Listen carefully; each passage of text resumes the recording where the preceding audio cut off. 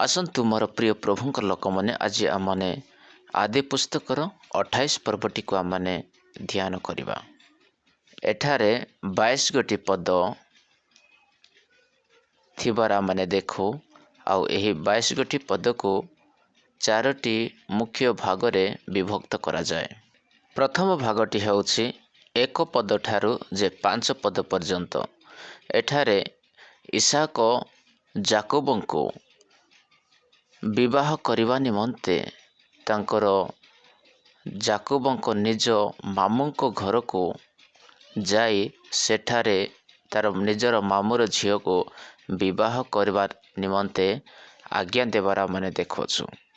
Isaac जाकोबंको कहिले उठ पदनराम रे निज अपना माता मह बतुएल रो गृह को जाई सेठारे अपना मातुल लाबानर कौनसी कन्या को विवाह करे। सर्वशक्तिमान परमेश्वर आशीर्वाद करी तुम्भको नाना जन समाज करिबा पाई फलवंत व बहु प्रजावंत करंतु। एही प्रकार आशीर्वाद करी से इसाक जाकोबंको विदाय कले। तापरे 6 पद ठारू जे 9 पद पर्यंत आमने द्वितीय भाग को देखू। सेठारे इसाक जाकोब को आशीर्वाद करी विवाह निमंते पदनराम को विदाय कले।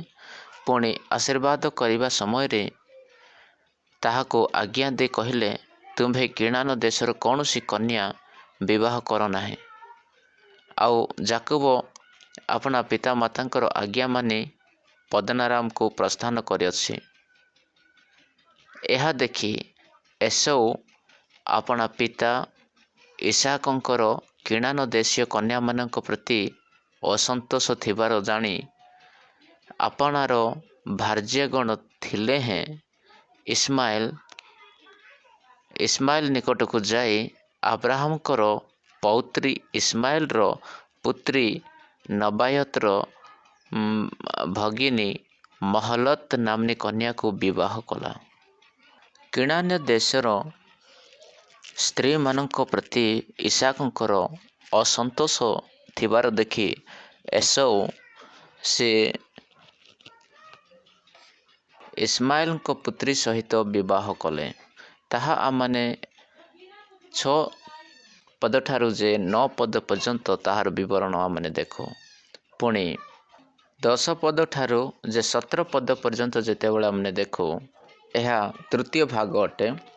एठारे जाकोब तांको पितांकर आज्ञा को मानी से विवाह करने निमंते पदनाराम को जहाँकि आराम ठारे स्थित सेठाकु से पलाइले। आउ तांकर यात्रा करिवार विषय आमने एठारे देखिबाकु पारू। तांकर यात्रा समय रे पुणी सूर्यास्त हेबारु से कौन से एक स्थान रे उतरी रात्रि क्षेपण कला। पुणी से सही स्थान रो खंडीए प्रस्तर नहीं मस्तक तले दे निद्रा जीवा निमंते सही स्थान रे शयन कला। तहिरे से स्वप्न जोगे पृथ्वी रे स्थापित गोटिए स्वप्न देखिला। तहिर मस्तक गगन स्पर्शी। पुणी देख ताहा देई परमेश्वरंको दूतगण आरोहण और अवहरण करुअछंती। आउ देख सदाप्रभु तही उपरे ठिया होई कहिले आम्भे सदाप्रभु तुम्भ पूर्व पुरुष अब्राहमर परमेश्वर और इसाकर परमेश्वर अटू। आम्भे तुम्भको आशीर्वाद करिबा। एही प्रकार परमेश्वर एठारे तांको दर्शन देवा विषय आमने देखिबा को पारू। तापरे जाकोब सही जगार नाम बेथेल बोली रखिला जार अर्थ परमेश्वरंकर गृह। तापरे 18 पद ठारू जे 22 पद पर्यंत यह चतुर्थ भाग आमने देखिबा को पारू। एठारे परमेश्वर तांको कहिले ଯାକୁବଙ୍କୁ କହିଲେ, ମୁଁ ଏହି ଯେଉଁ ପ୍ରସ୍ତର ସ୍ତମ୍ଭ ରୂପେ ସ୍ଥାପନ କରିଅଛି ତାହା ପରମେଶ୍ୱରଙ୍କ ଗୃହ ହେବ, ଆଉ ତୁମ୍ଭେ ମୋତେ ଯାହା ସବୁ ଦେବ ତହିଁର ଦଶମାଂଶ ମୁଁ ତୁମ୍ଭକୁ ଅବଶ୍ୟ ଦେବି। ଏହି ପ୍ରକାରେ ଯାକୁବ ପରମେଶ୍ୱରଙ୍କ ସହିତ ପ୍ରତିଜ୍ଞା କରିବାର ମାନେ ଦେଖିବା ପାରୁଅଛୁ। ଆଉ ସେ ଯେବେ ମୁଁ କୁଶଳରେ ପିତୃଗୃହକୁ ପୁନର୍ବାର ଆସିବି, ତେବେ ସଦାପ୍ରଭୁ ମୋହର ପରମେଶ୍ୱର ହେବେ। ଏହି ପ୍ରକାରେ ସେ ପରମେଶ୍ୱରଙ୍କୁ ସେ ସ୍ତୁତି ଗାନ କଲେ। ମୋର ପ୍ରିୟ, ଆମମାନେ ଏହି 28 ପର୍ବରେ ଯେଉଁ ବର୍ଣ୍ଣିତ ବିଷୟ ଆମମାନେ ଏକ ପଦ ଠାରୁ ଗୋଟି ଗୋଟି କରି ଆମମାନେ ତାର ବର୍ଣ୍ଣନା, ତାର ବ୍ୟାଖ୍ୟା ଆମମାନେ ଦେଖିବା। ଯେତେବେଳେ ଆମମାନେ ଏକ ପଦ ଠାରୁ ବର୍ଣ୍ଣନା ତାର ପାଠ ଆମମାନେ କରୁ, ଏଠାରେ ଆମମାନେ ଦେଖିବାକୁ ପାରୁ ଯେ ରିବିକା ଯାକୁବଙ୍କର ମାତା ରିବିକା ଯେତେବେଳେ ସେ ଜାଣିଲା ଯେ ଏସଉ ଯାକୁବଙ୍କୁ ମାରିବା ପାଇଁ ସେ ପ୍ରସ୍ତୁତ ଅଟନ୍ତି, ଆଉ ଏହା ଜାଣି ସେ ଇସାକଙ୍କ ନିକଟକୁ ଯାଇ ସମସ୍ତ ବିବରଣ ସେ କହିଦେଲେ। ଆଉ ସେ କହିଲେ ଯେ ଯାକୁବ ଏସଉକୁ ମାରିବା ପାଇଁ ସେ ପ୍ରସ୍ତୁତ ଅଛି। ଆଉ ଏସଉଙ୍କର ଯେଉଁ ସ୍ତ୍ରୀମାନେ ଅଛନ୍ତି ସେମାନେ ମଧ୍ୟ ଭଲ ବ୍ୟବହାର କରୁନାହାନ୍ତି, କାରଣ ସେମାନେ କିଣାନ୍ୟ ସ୍ତ୍ରୀମାନେ, ସେମାନେ ଅନ୍ୟ ଜାତିର ସ୍ତ୍ରୀମାନେ, ସେମାନେ ପରମେଶ୍ୱରଙ୍କର ପ୍ରେମକୁ ଜାଣିନାହାନ୍ତି, ସେମାନେ ପରମେଶ୍ୱରଙ୍କ ସତ୍ୟତାକୁ ଜାଣିନାହାନ୍ତି। ଏଥିପାଇଁ ଏ ସମସ୍ତ ବିବରଣ ଯେତେବେଳେ ରିବିକା ଇସାକଙ୍କୁ କହିଲେ, ଇସାକ ତାଙ୍କର ପୁତ୍ର ଯାକୁବଙ୍କୁ ଡାକି କହିଲେ ଯେ ପୁଅ ଯାକୁବ, ବର୍ତ୍ତମାନ ତୁ କିଣାନ ଦେଶର କୌଣସି କନ୍ୟାକୁ ତୁ ବିବାହ କରିବୁ ନାହିଁ। ତେଣୁ ବର୍ତ୍ତମାନ ତୁ ତୋର ମାମୁଁ ଘରକୁ ପଦ୍ଦନରାମକୁ ଯାଇ ସେଠାରେ ତୋର ମାମୁଁ ଯେ ଲାବାନ ତାଙ୍କର କୌଣସି ଏକ କନ୍ୟାକୁ ତୁ ବିବାହ କରେ, ଆଉ ବିବାହ କରି ତୁ ମୋ ନିକଟକୁ ଫେରି ଆସେ। ଏହି ପ୍ରକାରେ ତାଙ୍କୁ ଇସାକ ଯାକୁବଙ୍କୁ ତାକୁ ପ୍ରତିଜ୍ଞା କରି ବା ତାଙ୍କୁ କଥା ଦେଇ ତାକୁ ବୁଝାଇ ତାହାକୁ ପଠାଇବାର ବିଷୟ ମାନେ ଦେଖିବାକୁ ପାରୁଅଛୁ। ଆଉ ପରମେଶ୍ୱରଙ୍କର ଆଶୀର୍ବାଦ ତ ଉପରେ ଅଛି। ଏହି ପ୍ରକାର ଆଶୀର୍ବାଦ କରି ତାଙ୍କୁ ସେଠାକୁ ପଠାଇଲେ। କାରଣ ସେ ଏଥିପାଇଁ ସେ କିଣାନ୍ୟ ଦେଶର ସ୍ତ୍ରୀମାନଙ୍କ ସହିତ ବିବାହ କରିବା ପାଇଁ ସେ ମନା କଲେ, କାରଣ ଏହା ଯେ କିଣାନ୍ୟ ଦେଶର ଲୋକମାନେ ପରମେଶ୍ୱରଙ୍କୁ ଜାଣିନଥିଲେ। ସେମାନେ ଅନ୍ୟ ଜାତି ବିଜାତି ଲୋକମାନେ, ବିଜାତି ସ୍ତ୍ରୀମାନେ। ଆମମାନଙ୍କର ପବିତ୍ର ଗ୍ରନ୍ଥ ବାଇବଲ ଆମମାନଙ୍କୁ କୁହେ ଯେ ଜଣେ ବିଶ୍ୱାସୀ ସହିତ ହିଁ ବିବାହ କରିବା ଆବଶ୍ୟକ। ଜଣେ ବିଶ୍ୱାସୀ ଅବିଶ୍ୱାସୀ ସହିତ, ଅନ୍ୟ ଜାତି ସହିତ ଯେତେବେଳେ ବିବାହ କରେ, ତାହାର ପରିବାରରେ ଅଶାନ୍ତିର ବାତାବରଣ ହୋଇଥାଏ। ସେମାନେ ପ୍ରେମର ବିଷୟ ଜାଣିନଥାନ୍ତି, ସେମାନେ ପରମେଶ୍ୱରଙ୍କୁ ଜାଣିନଥାନ୍ତି। ଏଥିପାଇଁ ପରମେଶ୍ୱରଙ୍କର ପ୍ରେମ, ପରମେଶ୍ୱରଙ୍କର ଏକ ଖ୍ରୀଷ୍ଟୀୟ ପରିବାରର ଜୀବନ ଶୈଳୀ କିପରି ହେବା ଦରକାର, ତାହା ସେ ଅନ୍ୟ ଜାତି ସ୍ତ୍ରୀମାନେ ତାହା କରିପାରିବେ ନାହିଁ। ଏଥିପାଇଁ ଇସାକ ତାଙ୍କର ପୁତ୍ର ଯାକୁବଙ୍କୁ ସେ ଡାକି ଏହି କଥା କହି ସେ ତାଙ୍କର ନିଜର ମାମୁଁ ବା ତାର ମାର ଭାଇଙ୍କର ଝିଅକୁ ବିବାହ କରିବା ନିମନ୍ତେ ସେ ପଦ୍ଦନରାମକୁ ସେ ପଠାଇଲେ। ପବିତ୍ର ଗ୍ରନ୍ଥ ବାଇବଲ ଅନୁସାରେ ଜଣେ ମସିହୀ ବ୍ୟକ୍ତି ଏକମାତ୍ର ବା ଗୋଟେ ହିଁ ସ୍ତ୍ରୀକୁ ବିବାହ କରିବାର ଅନୁମତି ଦିଆଯାଏ। ଆବ୍ରାହମ ମଧ୍ୟ ସେ ଗୋଟେ ପତ୍ନୀକୁ ସେ ବିବାହ କରିଥିଲେ, ଆଉ ଇସାକ ମଧ୍ୟ। ଆଉ ଯେତେବେଳେ ଯାକୋବଙ୍କର ପାଳି ଆସିଲା, ସେ ଦୁଇଟି ସ୍ତ୍ରୀକୁ ବିବାହ କଲେ। କାରଣ ଏହା ଯେ ତାର ମାମୁଁ ଲାବାନ ତାଙ୍କୁ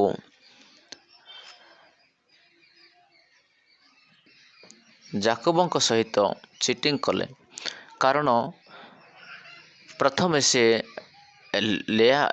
ଲେଆଙ୍କ ସହିତ ବିବାହ କରାଇଲେ।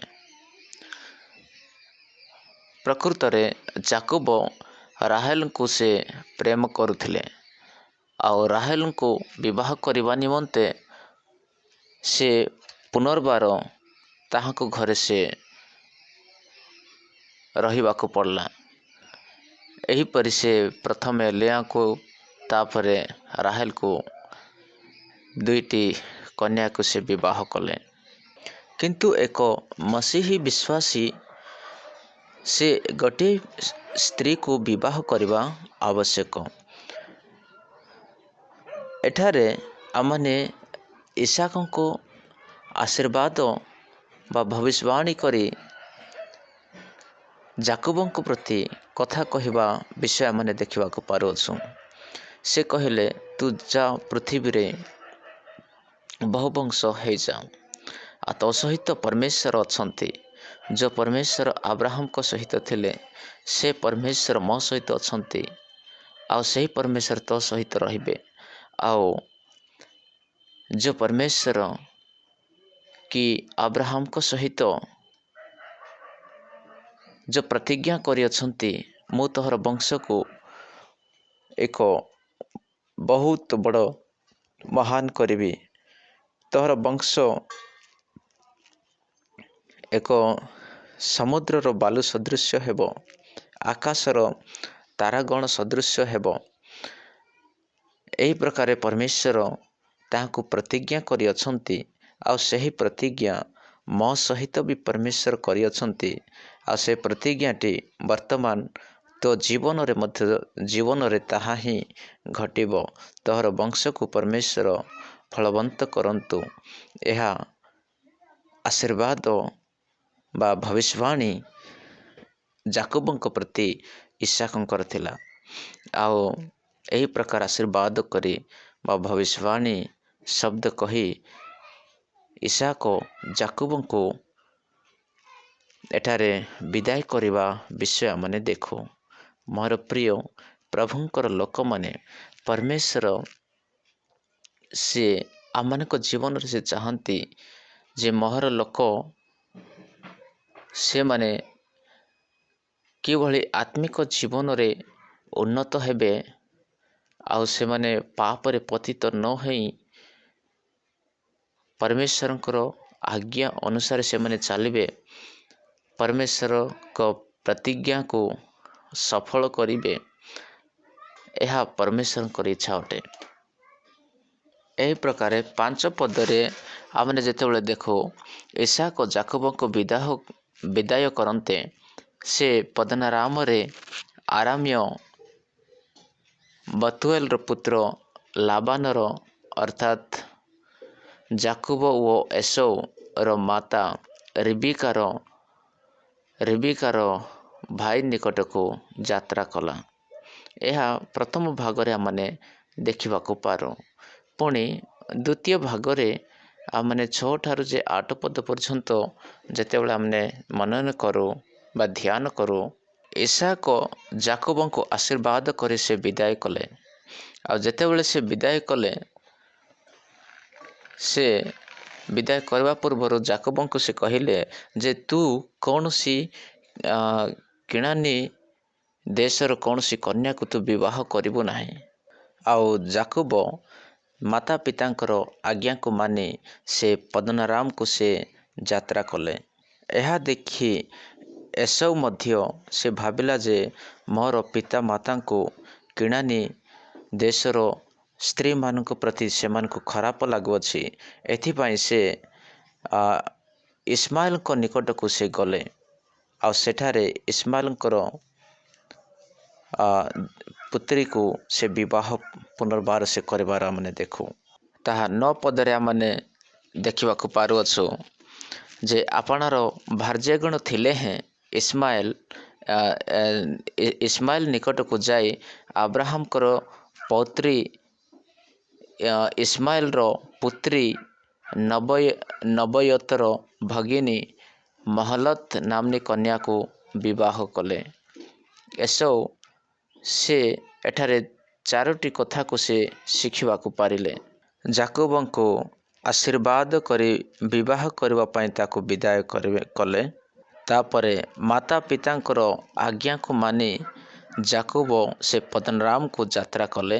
पुणी किणान्य देशर कौन सी कन्या को तू विवाह करिबु नाही बोली तार पिता इसाक जो आज्ञा देले सही विषय मध्य से शुणा को शिखा पारला। पुणी किणान्य देशर कन्या मान को मोर पिता को पसंद नहीं, भल लगे नहीं। यही 4टी विषय से तांको पिता को बा यही 4टी विषय रे से शिखिबा को पारिले। यही प्रकार से एसौ जाई इस्माइल को झील को से विवाह करिबार माने देखा पारुछु। एठारे टोटाल 3टी स्त्री को एसौ विवाह करने विषय माने देखा पारो। वर्तमान 10 पद ठारू जे 17 पद पर्यंत जिते बळे हमने देखो जाकोब बेर्शेबारू बाहरी हारण आड़ को यात्रा कला। पुणी सूर्यास्त हेबारू से कौन सी एक स्थान रे उतरी रात्रि क्षेपण कला। पुणी से सही स्थान खंडिए प्रस्तर नहीं मस्तक तले दे निद्रा जीवा निमंते सही स्थान रे शयन कला। तहिरे से स्वप्न जोगे पृथ्वी रे स्थापित गोटे स्वप्न देखिला। तहिर मस्तक गगन स्पर्शी। पुणी देख ताहा दे परमेश्वर दूतगण आरोहण व अवहरण करुअछंती। आउ देख सदाप्रभु तही उपरे ठिया होई कहिले आम्भे सदाप्रभु तुम्भ पूर्वपुरुष अब्राहमर परमेश्वर ओ इसाकर परमेश्वर अटो। तुम्भे एही जो देश रे शयन करुअछ ताहा आम्भे तुम्भको ओ तुम्भ वंश को देबा। तुम्भर वंश पृथ्वीर धूଳି परी असंख्य हेबे। पुणी तुम्भे पूर्व व पश्चिम व उत्तर व दक्षिण चारिआडे वृद्धि पाइब। पुणी तुम्भ ठारू व तुम्भ वंश ठारू पृथ्वीर समस्त जीव जातीय वंश आशीर्वाद पाइबे। पुणी देख आम्भे तुम्भर सहाय अटु। आउ तुम्भे जेउ जेउ स्थान को जीव सही स्थान रे आम्भे तुम्भको रक्षा करिबा ओ पुनर्बार तुम्भको एही देश को आनिबा। कारण आम्भे जहाँ तुम्भको कहिअछु ताहा सफल न करिबा जाए आम्भे तुम्भको परित्याग करिबा नाही। अनंतर निद्रा भंग हुअन्ते जाकोब जाग्रत होई कहिला अवश्य एही स्थान रे सदाप्रभु अछंती मात्र मु ताहा जानिली नाही। पुणी से भीत होई आहुरी कहिला ए कि परी भयानक स्थान, ए तो नितांत परमेश्वरंकर गृह, एही तो स्वर्गर द्वार। एठारे आमाने जेतेबेले देखिबाकू पारुअछु जो स्वप्न जाकोब जो देखिले जे स्वप्न जोगे पृथ्वी रे स्थापित गोटे स्वप्न देखिला तहिर मस्तक गगन स्पर्शी। पुणी देखो ताहा दे परमेश्वरंक दूतगण आरोहण ओ अवहरण करुअछंती। एक सीढ़ी एठारे देखिबाकू पारुअछु आउ जहाँकि प्रभु जीशु ख्रीष्ट ଏହି ସିଡ଼ି ପ୍ରଭୁ ଯୀଶୁ ଖ୍ରୀଷ୍ଟଙ୍କୁ ଦର୍ଶାଏ। କାରଣ ଏଠାରେ ସିଡ଼ିରୁ ଓହ୍ଲାଇ ଆସିବା ଏବଂ ଉପରକୁ ଚଢ଼ିବା ତାର ରାସ୍ତା ଆମମାନଙ୍କୁ ଏଠାରେ ଦେଖିବାକୁ ମିଳେ। ସ୍ୱର୍ଗକୁ ଏବଂ ପୃଥିବୀକୁ ଯିବା ଆସିବା ନିମନ୍ତେ ଏକ ସିଡ଼ି ଲଗାଯାଇଥିବା ଯାକୋବ ସେ ଦର୍ଶନରେ ସେ ଦେଖୁଅଛନ୍ତି। ଆଉ ଯୋହନ ରଚି ସୁସମାଚାର 14 ପର୍ବର 6 ପଦରେ ଯୀଶୁଖ୍ରୀଷ୍ଟ କହିଲେ, ମୁଁ ପଥ ସତ୍ୟ ଓ ଜୀବନ, ମୋ ଦେଇ ନ ଗଲେ କେହି ପିତାଙ୍କ ନିକଟକୁ ଯାଇପାରେ ନାହିଁ, କେହି ସେହି ସ୍ୱର୍ଗ ରାଜ୍ୟକୁ ଯାଇପାରେ ନାହିଁ। ମୁଁ ହିଁ ଦ୍ୱାର ଅଟେ, ମୁଁ ହିଁ ରାସ୍ତା ଅଟେ। ସେ କହିଲେ ମୁଁ ହିଁ ପଥ, ମୁଁ ହିଁ ସତ୍ୟ, ମୁଁ ହିଁ ଜୀବନ। ଆଉ ସେହି ସିଢ଼ିଟି ସେହି ଯୀଶୁଖ୍ରୀଷ୍ଟଙ୍କୁ ଦର୍ଶାଏ।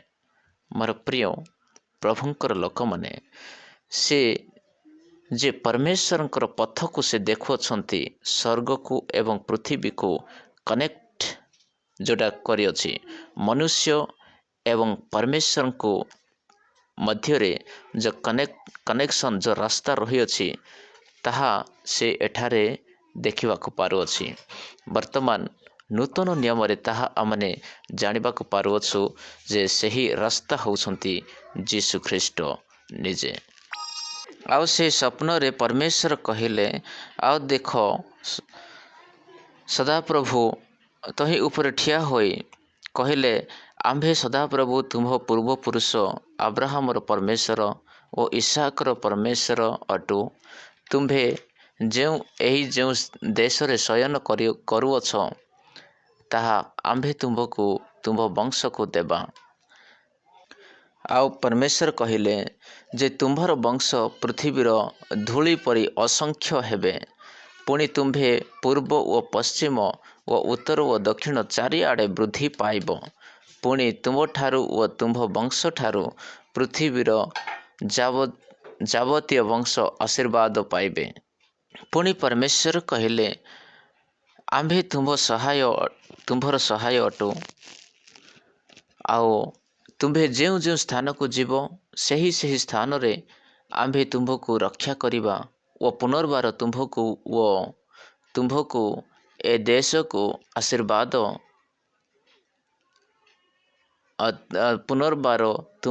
ଏ ଦେଶକୁ ଆଣିବା। କାରଣ ଆମ୍ଭେ ଯାହା ତୁମ୍ଭକୁ କହିଅଛୁ, ତାହା ସଫଳ ନ କରିବା ଯାଏ ଆମ୍ଭେ ତୁମ୍ଭକୁ ପରିତ୍ୟାଗ କରିବା ନାହିଁ। ଏହି ପ୍ରକାର ପରମେଶ୍ୱର ଆଶୀର୍ବାଦର ବାକ୍ୟ ଯାକୋବଙ୍କୁ କହୁଅଛନ୍ତି। ଆଉ ସେ କହିଲେ, ଏହି ପ୍ରକାର ଯେଉଁ ଆଶୀର୍ବାଦର ପ୍ରତିଜ୍ଞାର ବାକ୍ୟ ଆବ୍ରାହମକୁ ମଧ୍ୟ କହିଥିଲେ। ଆବ୍ରାହମକୁ ଯେଉଁ ପ୍ରତିଜ୍ଞା କରିଥିଲେ, ସେହି ପ୍ରତିଜ୍ଞା ପୁଣି ଇସାକଙ୍କୁ ମଧ୍ୟ କରିଥିଲେ। ପୁଣି ସେହି ଇସାକଙ୍କର ପ୍ରତିଜ୍ଞା ବର୍ତ୍ତମାନ ସେ ଯାକୋବଙ୍କ ଜୀବନରେ ମଧ୍ୟ ସେ ପ୍ରତିଜ୍ଞା କରୁଅଛନ୍ତି। ପରମେଶ୍ୱର ସେ ନିଜ ଲୋକମାନଙ୍କୁ, ନିଜର ସନ୍ତାନମାନଙ୍କୁ ସେ ଯେଉଁ ପ୍ରତିଜ୍ଞା କରିଅଛନ୍ତି, ସେ ପ୍ରତିଜ୍ଞାକୁ ସେ ପୂର୍ଣ୍ଣ କରନ୍ତି। ସେ ପ୍ରତିଜ୍ଞା କରିଥିଲେ ଆବ୍ରାହମଙ୍କ ସହିତ, ଆଉ ଇସାକଙ୍କ ସହିତ, ସେ ଯାକୋବଙ୍କ ସହିତ ମଧ୍ୟ ସେ ପ୍ରତିଜ୍ଞା କରିଥିଲେ। ଆଉ ସେ ପ୍ରତିଜ୍ଞାଟି ଆଜି ଆମମାନଙ୍କ ନିମନ୍ତେ ମଧ୍ୟ ସେହି ପ୍ରତିଜ୍ଞା ଅଟେ। କାରଣ ପରମେଶ୍ୱର ନିଜର ଲୋକମାନଙ୍କୁ ଯେଉଁ ପ୍ରତିଜ୍ଞା କରିଛନ୍ତି, ତାହା କେବେ ସେ ବିଫଳ ହେବାକୁ ଦେବେ ନାହିଁ। ସେ ଆମମାନଙ୍କୁ ସେ ଉଦ୍ଧାରର ପଥ ସେ ପ୍ରସ୍ତୁତ କରିଅଛନ୍ତି। ଯୀଶୁଖ୍ରୀଷ୍ଟଙ୍କ ମାଧ୍ୟମରେ ଆମମାନଙ୍କୁ ସେହି ସ୍ୱର୍ଗ ଦେଶକୁ ଯିବା ନିମନ୍ତେ ଏକ ପଥ ସେ ପ୍ରସ୍ତୁତ କରିଦେଇଅଛନ୍ତି। ସେ କହିଲେ, ଯୀଶୁଖ୍ରୀଷ୍ଟ କହିଲେ ଯେ ମୁଁ ହିଁ ପଥ, ମୁଁ ହିଁ ସତ୍ୟ ଓ ମୁଁ ହିଁ ଜୀବନ। ମୋ ଦେଇ ନ ଗଲେ କେହି ପିତାଙ୍କ ନିକଟକୁ ଯାଇପାରେ ନାହିଁ। ଅର୍ଥାତ୍ ଯେଉଁ ଯାକୁବ ଯେଉଁ ଦର୍ଶନ ଦେଖିଥିଲେ ସେ ସେହି ଯୀଶୁଖ୍ରୀଷ୍ଟଙ୍କ ବିଷୟରେ ସେହି ସିଢ଼ିକୁ ସ୍ୱର୍ଗଦୂତମାନେ ଓହ୍ଲାଇ ଆସିବା ଏବଂ ଉପରୁ ଚଢ଼ିବା ବିଷୟ ସେ ଦେଖିବାକୁ ପାରୁଥିଲେ। ତାର ଅର୍ଥ ଯେ ସେହି ସ୍ୱର୍ଗ ରାଜ୍ୟକୁ ଚଢ଼ିବା ଓହ୍ଲିବା ବା ସ୍ୱର୍ଗ ରାଜ୍ୟକୁ ଯିବା ନିମନ୍ତେ ଏକ ହିଁ ମାର୍ଗ, ଏକ ହିଁ ରାସ୍ତା, ଯେଉଁଟାକି ଯୀଶୁଖ୍ରୀଷ୍ଟ ନିଜେ କହନ୍ତି, ମୁଁ ହିଁ ପଥ, ମୁଁ ହିଁ ପଥ, ମୁଁ ହିଁ ପଥ, ମୋ ଦେଇ ନ ଗଲେ କେହି ସ୍ୱର୍ଗ ରାଜ୍ୟକୁ ଯାଇପାରେ ନାହିଁ। ମୋର ପ୍ରିୟ ପ୍ରଭୁଙ୍କର ଲୋକମାନେ, ଦୁନିଆରେ ଆଉ କୌଣସି ରାସ୍ତା ଉଦ୍ଧାର ପ୍ରାପ୍ତ ହେବା ନିମନ୍ତେ ଦ୍ୱିତୀୟ ରାସ୍ତା ନାହିଁ। ଏକ ହିଁ ରାସ୍ତା, ସେ ରାସ୍ତା କେବଳ ଯୀଶୁଖ୍ରୀଷ୍ଟଙ୍କର ରାସ୍ତା। ଉଦ୍ଧାର ପ୍ରାପ୍ତ ହେବା ନିମନ୍ତେ ପ୍ରେରିତ ପୁସ୍ତକ 4 ଅଧ୍ୟାୟରେ 12 ପଦରେ ମଧ୍ୟ ସେ କୁହନ୍ତି ଯେ ଆକାଶ ତଳେ ମନୁଷ୍ୟମାନଙ୍କ ମଧ୍ୟରେ କାହାରି ନାମ ଦିଆଯାଏ ନାହିଁ କି ତାହାଙ୍କ ଦ୍ୱାରା ମନୁଷ୍ୟ ପାପରୁ ଉଦ୍ଧାର ପ୍ରାପ୍ତ ହୁଏ। ଆଉ କାହାରି ନାମ ଦିଆଯାଇ ନାହିଁ,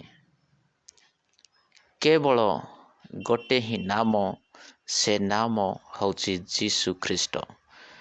ଯୀଶୁଖ୍ରୀଷ୍ଟଙ୍କ ନାମ ବିନା ଆଉ କାହାରି ନାମ ଦ୍ୱାରା ଆମମାନଙ୍କୁ ଉଦ୍ଧାର ନାହିଁ। ଆମମାନଙ୍କୁ ସ୍ୱର୍ଗ ଯିବାର ଆଉ କୌଣସି ରାସ୍ତା ନାହିଁ। There is only one way, that is the name of Jesus Christ. The way is the name of Jesus Christ. ଯୀଶୁଖ୍ରୀଷ୍ଟଙ୍କ ନାମରେ ହିଁ ମନୁଷ୍ୟକୁ ଉଦ୍ଧାର ମିଳେ। ପରମେଶ୍ୱର ଯାକୁବଙ୍କୁ ସେ କହିଲେ ଯେ ମୁଁ ତୋତେ ସେହି ଦେଶକୁ ପଦନାରାମ ଠାରେ ରହିବା ପାଇଁ ମୁଁ ନେଇ ଯାଉନାହିଁ, କିନ୍ତୁ ସେଠାରେ ମୁଁ ତୋତେ ସ୍ତ୍ରୀକୁ ବିବାହ କରିବା ପାଇଁ ଦେବା ପାଇଁ ଯାଉଅଛି। ଆଉ ପୁନର୍ବାର ମୁଁ ତୋତେ ସେଠାରୁ ମୁଁ ଫେରାଇ ଆଣିବି। ପୁନର୍ବାର ମୁଁ ତୋତେ ସେଠାରୁ ମୁଁ ଫେରାଇ ଆଣିବି। ତାର ଅର୍ଥ ପରମେଶ୍ୱର ଯେଉଁ ପ୍ରତିଜ୍ଞା ଆମମାନଙ୍କ ନିମନ୍ତେ କରନ୍ତି, ସେ ତାହା ସଫଳ କରନ୍ତି।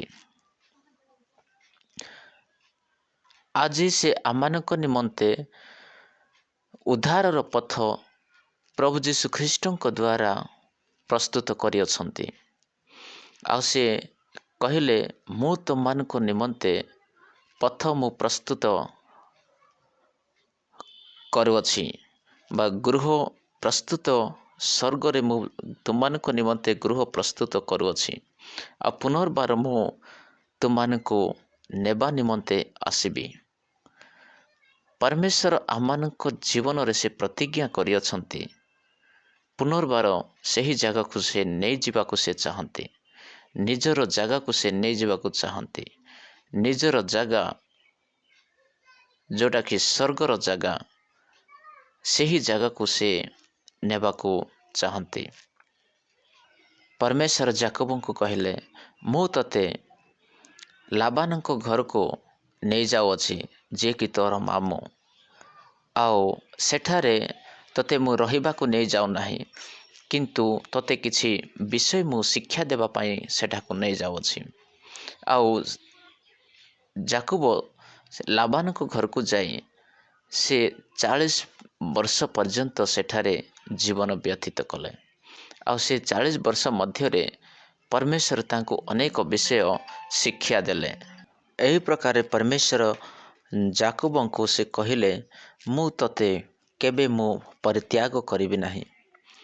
ମୁଁ ଯେଉଁ ପ୍ରତିଜ୍ଞା ତୋ ସହିତ କରିଅଛି, ସେ ପ୍ରତିଜ୍ଞା ସଫଳ ନ ହେବା ଯାଏଁ ମୁଁ କେବେ ଛାଡ଼ିବି ନାହିଁ। ଆଉ ସେ ପରମେଶ୍ୱର ତାଙ୍କର ପ୍ରତିଜ୍ଞାକୁ ସେ ପୂର୍ଣ୍ଣ କରନ୍ତି। ଯୋସେଫଙ୍କ ଜୀବନରେ ମଧ୍ୟ ସେ ତାଙ୍କର ପ୍ରତିଜ୍ଞାକୁ ସେ ପୂର୍ଣ୍ଣ କଲେ। ସେ ଜେଲରେ ରହିଲେ ସେଠାରେ ମଧ୍ୟ परमेश्वर ତାହାଙ୍କ ସଙ୍ଗେ ରହିଲେ। ପୁଣି ତାହାକୁ ତାର ଯେଉଁ ସ୍ୱପ୍ନ ଯେଉଁ ଦେଖିଥିଲା ସେ ସ୍ୱପ୍ନର ତାର ସ୍ୱପ୍ନକୁ ସେ ପୂର୍ଣ୍ଣ ହେବା ଯାଏଁ परमेश्वर ତା ସହିତ ରହିଲେ। ଏଠାରେ ମଧ୍ୟ ଯାକୋବଙ୍କୁ परमेश्वर ଦର୍ଶନ ଦ୍ୱାରା ଯେଉଁ କଥା କହୁଛନ୍ତି ସେ କହୁଛନ୍ତି ଯେ ଏହି ଦର୍ଶନ ବା ଏହି ମୋର ପ୍ରତିଜ୍ଞା ସଫଳ ନ ହେବା ଯାଏଁ ମୁଁ କେବେ ଛାଡ଼ିବି ନାହିଁ, ମୁଁ ତୋହର ସଙ୍ଗରେ ଅଛି। ମୋର ପ୍ରିୟ ପ୍ରଭୁଙ୍କର ଲୋକମାନେ, ଆଜି ଯେ ଆମମାନେ ପ୍ରଭୁଙ୍କର ବିଶ୍ୱାସୀ ଅଟୁ, परमेश्वर ଆଜି ଆମମାନଙ୍କୁ ମଧ୍ୟ ସେ ପ୍ରତିଜ୍ଞା କରନ୍ତି ଆଉ ସେ କହନ୍ତି ମୁଁ ତୁମମାନଙ୍କୁ କେବେ ପରିତ୍ୟାଗ କରିବି ନାହିଁ। परमेश्वर ସେ ଆମମାନଙ୍କ ସଙ୍ଗରେ ଅଛନ୍ତି, ଆମମାନଙ୍କୁ ସେ ସାହାଯ୍ୟ କରିବେ। ମୋର ବ୍ୟକ୍ତିଗତ ଜୀବନର ବିଷୟ ମୁଁ ଆପଣମାନଙ୍କୁ କହିବାକୁ ଚାହେଁ। ଦୀର୍ଘ 30 ବର୍ଷ ହେଲା ମୁଁ ପ୍ରଭୁଙ୍କର ସେବା କାର୍ଯ୍ୟ ମୁଁ କରୁଅଛି ଆଉ ଏହି ପର୍ଯ୍ୟନ୍ତ परमेश्वर ମୋତେ ପରିତ୍ୟାଗ କରିନାହାନ୍ତି। ମୋତେ ସେ ଛାଡ଼ିଦେବାର ତ ବହୁତ ଦୂରର ବିଷୟ, କିନ୍ତୁ ସେ ମୋ ମାତାଙ୍କ ଗର୍ଭଠାରୁ ପ୍ରତିଜ୍ଞା କରିଥିବା ସମସ୍ତ ପ୍ରତିଜ୍ଞାକୁ ସେ ପୂର୍ଣ୍ଣ କରି ଆସୁଅଛନ୍ତି। ବିଶେଷ କରି ଯେଉଁ परमेश्वरଙ୍କର ବାକ୍ୟକୁ ଦୁନିଆର ଅନେକ ଭାଷା ଦ୍ୱାରା परमेश्वरଙ୍କର ବାକ୍ୟକୁ ଅନେକ ଲୋକମାନଙ୍କ ନିକଟକୁ ପହଞ୍ଚାଇବା ନିମନ୍ତେ ଯେଉଁ ପ୍ରତିଜ୍ଞା ମୋ ଦ୍ୱାରା କରିଅଛନ୍ତି ତାହା ସେ ସଫଳ କରୁଅଛନ୍ତି। ଏ ସମସ୍ତ ସଫଳ ହେବା ଯାଏଁ परमेश्वर ମୋତେ କେବେ ପରିତ୍ୟାଗ କରିବେ ନାହିଁ, ତାହା ମୁଁ ଭଲ ଭାବରେ ଜାଣେ। ଆଉ ଏହି ସେବା କାର୍ଯ୍ୟ ପାଇଁ ପ୍ରତ୍ୟେକ ଆବଶ୍ୟକ ସେ ମୋତେ ଉଚିତ ସମୟରେ ଯୋଗାଇ ଦେବେ, ତାହା ମୁଁ परमेश्वरଙ୍କ ଠାରେ ବିଶ୍ୱାସ କରେ ଆଉ परमेश्वर ତାହା କରୁଅଛନ୍ତି। ମୋର ପ୍ରିୟ ପ୍ରଭୁଙ୍କର ଲୋକମାନେ, ଏହା କେବଳ ମୋତେ ହିଁ ନୁହଁ, ଆପଣମାନଙ୍କୁ ମଧ୍ୟ ସେ ଆଶୀର୍ବାଦ କରିବେ। ଯେଉଁ परमेश्वर ମୋତେ ଆଶୀର୍ବାଦ କରିଅଛନ୍ତି ସେ परमेश्वर ଆପଣମାନଙ୍କୁ ମଧ୍ୟ ଆଶୀର୍ବାଦ କରିବେ। ଯେଉଁ परमेश्वर ମୋତେ ପ୍ରତିଜ୍ଞା ମୋ ଜୀବନରେ ପ୍ରତିଜ୍ଞାକୁ ସେ ପୂର୍ଣ୍ଣ କରୁଅଛନ୍ତି ସେ परमेश्वर ଆପଣମାନଙ୍କ ଜୀବନରେ ମଧ୍ୟ ସେ ପୂର୍ଣ୍ଣ କରିବେ, ସେ ସଫଳ କରିବେ। ସେ ଏମିତି ହିଁ ବିନା ଉଦ୍ଦେଶ୍ୟରେ ସେ ଆପଣମାନଙ୍କୁ ଏ ପୃଥିବୀରେ ରଖିନାହାନ୍ତି। ସେ ବିଶେଷ ଉଦ୍ଦେଶ୍ୟ ନେଇ ଆପଣମାନଙ୍କୁ ଏ ଧରାପୃଷ୍ଠରେ ଆଣିଅଛନ୍ତି ବା ଏହି ଧରାପୃଷ୍ଠରେ ରଖିଅଛନ୍ତି। ଏହି ବାକ୍ୟକୁ ଆପଣମାନଙ୍କୁ ବିଶ୍ୱାସ କରିବାକୁ ପଡ଼ିବ। परमेश्वर ସେ ଆପଣମାନଙ୍କୁ କେବେ ପରିତ୍ୟାଗ କରିବେ ନାହିଁ, ସେ ଆଶୀର୍ବାଦ କରିବେ। ତାପରେ 16 ପଦ ଠାରୁ ଆମେ ଯେତେବେଳେ ଦେଖୁ, ଅନନ୍ତର ନିଦ୍ରାଭଙ୍ଗ ହୁଅନ୍ତେ ଯାକୋବ ଜାଗ୍ରତ ହୋଇ କହିଲା, ଅବଶ୍ୟ ଏହି ସ୍ଥାନରେ ସଦାପ୍ରଭୁ ଅଛନ୍ତି, ମାତ୍ର ମୁଁ ତାହା ଜାଣିଲି ନାହିଁ। ପୁଣି ସେ ଭୀତ ହୋଇ ଆହୁରି କହିଲା, ଏ କିପରି ଭୟାନକ ସ୍ଥାନ! ଏ ତ ନିତାର परमेश्वरଙ୍କର ଗୃହ, ଏ ତ ନିତାନ୍ତ परमेश्वरଙ୍କର ଗୃହ, ଏହି ତ ସ୍ୱର୍ଗର ଦ୍ୱାର। ଯାକୋବ ଏଠାରେ ସେ ଜାଣିବାକୁ ପାରିଲେ ଯେ ସ୍ୱର୍ଗର ଦ୍ୱାର କେବଳ ଏହି ଅଟନ୍ତି, ଯାହାକି ଆମମାନେ ଯୋହନ ରଚିତ ସୁସମାଚାର 14 ଆମେ ଦେଖିବାକୁ ପାରୁ। ସେ କହିଲେ, ମୁଁ ହିଁ ପଥ, ମୁଁ ହିଁ ସତ୍ୟ, ମୁଁ ହିଁ ଜୀବନ, ମୋ ଦେଇ ନ ଗଲେ କେହି ସ୍ୱର୍ଗ ରାଜ୍ୟକୁ ଯାଇପାରେ ନାହିଁ। ଆଉ ଯୋହନ 10:10 ସେ କୁହନ୍ତି ଯେ ମୁଁ ହିଁ ଦ୍ୱାର ଅଟେ। ତ ତେଣୁ ଏଠାରେ ସେ ଦେଖୁଅଛନ୍ତି ଯେ ଇଏ ଦ୍ୱାର, ସ୍ୱର୍ଗର ଦ୍ୱାର କେବଳ परमेश्वर ହିଁ ଅଟନ୍ତି ବା କେବଳ ଯୀଶୁ ଖ୍ରୀଷ୍ଟ ହିଁ ଅଟନ୍ତି। ତେଣୁ ସେ କହିଲେ, ସେ ସ୍ଥାନର ନାମ ସେ ବେଥେଲ ବୋଲି ସେ ରଖିଲେ।